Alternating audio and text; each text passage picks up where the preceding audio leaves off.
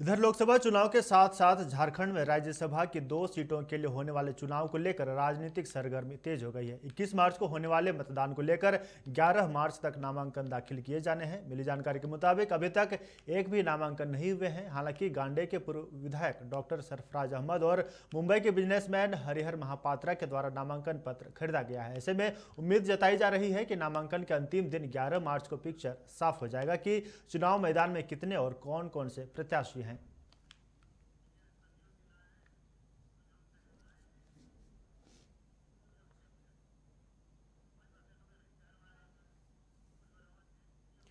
तो ज़्यादा बातचीत करने के लिए हमारे साथ न्यूज रूम से संजीव सिन्हा जुड़ चुके हैं, उनका रुख करेंगे। संजीव, देखिए, झारखंड में राज्यसभा की 2 सीटें खाली हो रही हैं। कांग्रेस से धीरज साहू, वहीं पर बात करें भारतीय जनता पार्टी की तरफ से तो उधर से समीर उरांव का जो है टर्म पूरा हो रहा है। ऐसे में 21 मार्च को जो निर्धारित किया गया है राज्यसभा चुनाव को लेकर, और इसको लेकर प्रत्याशियों की घोषणा अभी तक कयास लगाए जा रहे थे, क्या कुछ जानकारी इसको लेकर? देखिए आकाश, बता दें कि दो जो राज्यसभा की सीट है झारखंड से, उसका चुनाव 21 मार्च को होना है। जी। और इनका कार्यकाल 3 मई को दोनों कैंडिडेट हैं उनका खत्म होने जा रहा है। जहां तक उम्मीदवारों की बात की जाए तो जो कयास लगाए जा रहे हैं, तो और जो अभी तक नामांकन पत्र खरीदे गए हैं, तो 2 जी। नामांकन पत्र खरीदे गए हैं। उसमें से एक मुंबई के कारोबारी हैं हरिहर महापात्रा, और दूसरी ओर जेएमएम के जो पूर्व विधायक थे सरफराज अहमद, उन्होंने अपना नामांकन खरीदा है। जी। तो कहीं ना कहीं देखना होगा कि बीजेपी अब उनकी भी कल एक मीटिंग है, उसमें वो सारे चीज़ों को गणना करेंगे कि आखिर तीसरा अगर कोई उम्मीदवार अगर होता है तो कैसे ये सारे चीज़ों को लेके पार्टी आगे जाएगी।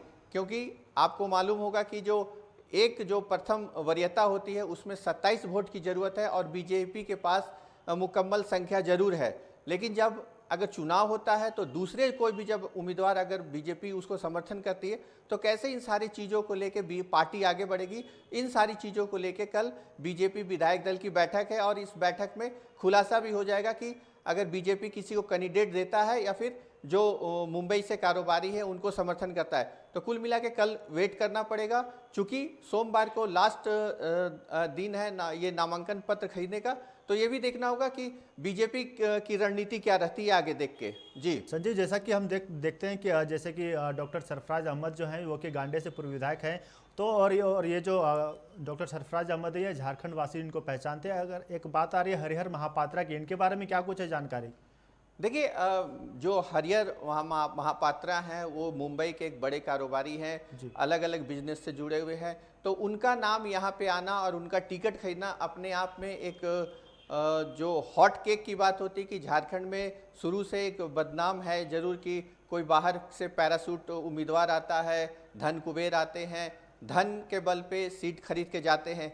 तो ये भी एक देखना होगा कि जब वो नामांकन दर्ज करेंगे तो उनके जो एक सिग्नेचर होता है कि कौन कौन उनके साथ हैं, ये भी देखना होगा। तब फिर पता चलेगा कि आखिर वो किनके सपोर्ट से यहाँ पे चुनाव लड़ने आए हैं। तो कुल मिला के देखना होगा कि अब हम लोग को 11 तारीख का इंतजार करना होगा। 11 के बाद ये सारा फिल्म जो है वो क्लियर हो जाएगा। जी जी, अब देखने वाली बात होगी कि 11 मार्च को क्या कुछ होता है, कौन कौन से प्रत्याशी नामांकन लेते हैं। अब फिलहाल हमारे साथ जुड़कर तमाम जानकारी साझा करने के लिए बहुत बहुत शुक्रिया।